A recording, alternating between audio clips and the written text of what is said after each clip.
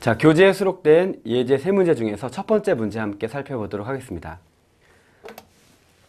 자, A, B, C, D 6사람으로 구성된 부서에서 주말 당직을 정하는데 다음의 조건을 모두 지켜야 한다. 당직을 맡을 수 있는 사람을 바르게 짝지은 것은 이라는 문제예요. 자, 이 교재에 수록된 이 부분은 2010년도 행언이라는 것은 행정외무고시 언어논리라는 이름입니다. 자, 그런데 최근에는 이 행정고시, 외무고시라는 말 이름을 안 쓰죠. 그래서 5급 공채 이렇게 부릅니다. 그런데 제가 편의상 행이라는 이름을 붙였고요. 언이라는 것은 언어논리, 상은 상황 판단입니다. 그래서 5급 공채 언어논리 이렇게 이해하시면 되고 34번 문제입니다. 자, 이 문제를 푸실 때 주의하실 것은 제가 두 가지로 설명을 드릴 건데, 자, 요 선택지에 주의하자라는 것입니다. 자, 선택지를 보시면 어떻게 되어 있죠? 1번 AB, 2번 AE 이런 식으로 2명씩 짝지어져 있습니다. 출제 실수가 아니라면 자, 이렇게 2명만 답이 되게 만드는 것이 이 문제의 결론이다라는 걸 알 수가 있게 돼요.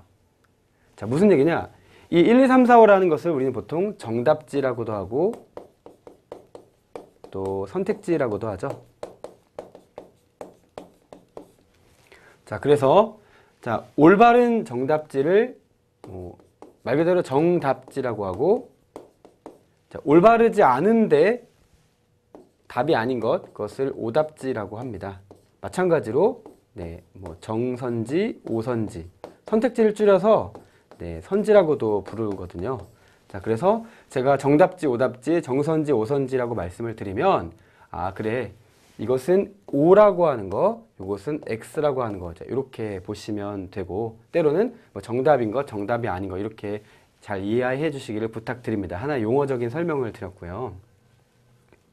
자, 그런데 지금 이 정답지로 나와 있는 자, 이 1, 2, 3, 4, 5 다시 살펴보면은 자, 요것에 대해서 그렇다면 이것을 어떻게 활용할 수는 없을까? 이런 생각 하셔야 된다는 거예요. 상당히 많은 분들이 얘를 도외시하고 요것만으로 푸는 경우가 있는데, 우리는 지금 무엇을 하고 있냐? 이 PSAT라는 건 어떤 시험이냐? PSAT 중에서 언어논리 상황 판단 중에서 이 논리게임이라는 것은 어떤 것이냐? 바로 객관식 시험이에요. 자, 객관식 시험이기 때문에 그것을 무시하시고 하실 필요가 없고요. 이 객관식이기 때문에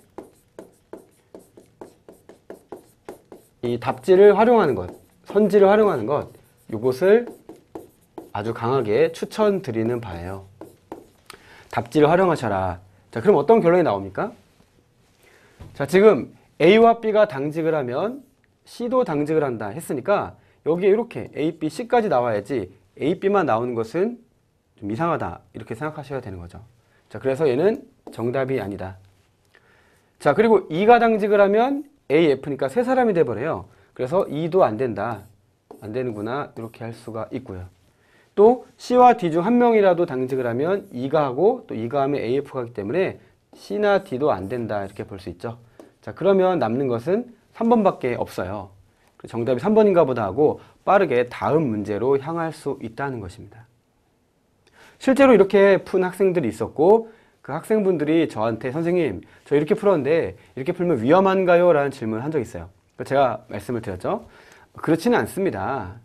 꼼꼼하게 검토를 해서 이렇게 푸는 것까지 생각을 출제자들이 했는지는 모르겠으나 오류가 없게 만들었을 것입니다. 그래서 이렇게 푸는 것도 상관이 없습니다. 즉 다시 말하면 이렇게 답지를 활용해서 이 푸는 이 객관식의 취지상 상관없을 것 같습니다. 오히려 좋은 방법일 수 있습니다. 이렇게 말씀을 드린 거예요. 자, 대부분의 학생분들은 이렇게 풀지 않고 자, 어떻게 푸느냐? 바로 기호화라는 것을 하게 됩니다. 자, 기호화라는 것은 자, 이 문제의 경우 좀 간단한 편이고요. 좀 복잡한 문제라고 하더라도 이것을 하나하나 이렇게 간단하게 화살표 처리하는 거죠. 자, A와 이것을 AND라고 보통 처리하니까요. A와 A and B라면 C이다. 그 다음에 C와 D 중 한 명이라도 라는 것은 C가 하거나 D가 하거나 둘 다 하거나죠. 이것을 우리는 OR 이렇게 표시합니다.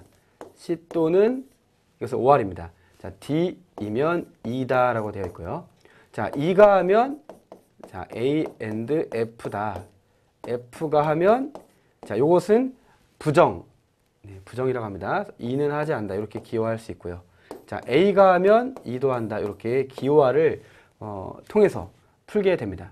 근데 기호화할 때 첫 번째는 이렇게 기호화하는 게 중요하고 두 번째는 이제 대우를 해볼 필요가 있다는 것이죠. 자, 그래서 자, 여기를 대우를 해보면 어떻게 되냐? 자, not E라면 not A 또는 not F가 되고 또 여기도 기호하면은 자, E라면 자, not F가 되는 것이죠.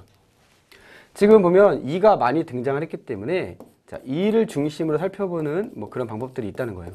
네, 싹 다 기호화를 대우 명제까지 하는 경우가 있는데 자, 여기서 주의하실 것은 무엇이냐? 자, 보시면 이것을 보통 조건 1, 2, 3, 4, 5라고 하는 제가 이제 1, 2, 3, 4를 쓰지 않았지만 자, E면 not F가 있고 자, 그 다음에 E면 F가 있죠. 자, E면 F가 돼요. 근데 또 E면 not F가 되기 때문에 어떤 결과가 발생하죠? E를 하게 되면 F가 되고 그리고 not F가 되는 그러한 결과가 발생하게 되는데 자, 이것은 있을 수 없는 일이에요. 그러면 E가 안 되는구나 라는 것을 우리는 알 수 있게 된다는 것이죠. 그래서 아, E가 안 되는구나 이렇게 시작할 수 있습니다. 자, 그러면 사실은 제가 기호화를 쭉 했지만 눈으로도 푸는 사람들이 있는데 자, 아무튼 마저 해보면요. 자, 우리가 여기 마지막 조건의 대우를 통해서 E면 not A라는 걸 알 수 있었죠. 그래서 아, A가 안 되는구나 이렇게 알 수 있죠. 자, E가 안 되고 또 E가 안 되고 또 A도 안 되고 A도 안 되고 자, 그 다음에 자, 여기도 이제 E가 안 됐으니까 not E라는 것을 통해서 자, 대우를 채우면 not C와 not D라는 걸 알 수가 있어요. 그렇죠? 그러니까 E가 안 된다는 걸 통해서 자, 요거 하나랑 그 다음에 뭐 요거 네, 이렇게 알 수가 있었죠. 확실한 것을. 자, 그래서 C가 안 되고 또 D가 안 되는구나라는 걸 알 수 있어요.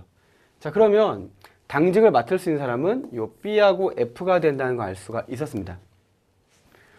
1, 2, 3, 4, 5가 없었다고 하더라도 가령 주관식으로도 이 문제를 풀 수 있었던 것이죠. 바로 이 기호화를 통해서 풀었던 것이에요. 자, 그러면 정리해 보겠습니다. 자, 여러분은 1번 문제를 푸시면서 자, 객관식으로 푸시겠습니까? 주관식으로 푸시겠습니까? 물론 모든 문제가 제가 말씀드린 객관식의 요령이 통용되는 건 아닐 수도 있습니다. 그러나 이 한 문제를 통해서 제가 이 문제를 예제로 설정하면서 여러분에게 말씀드리고 싶은 것이 무엇인지 한번 잘 생각해 보시면 좋을 것 같습니다. 아, 이 문제를 이렇게도 풀 수 있고 저렇게도 풀 수 있구나. 그 방법들을 여러분 것으로 만들어서 여러분에게 가장 적합한 그런 풀이 방법을 도모하는 것, 그것이 바로 이 수험의 지름길이고 제가 이 책과 강의를 통해서 말씀드리고 싶은 그런 부분이라고 볼 수 있겠습니다.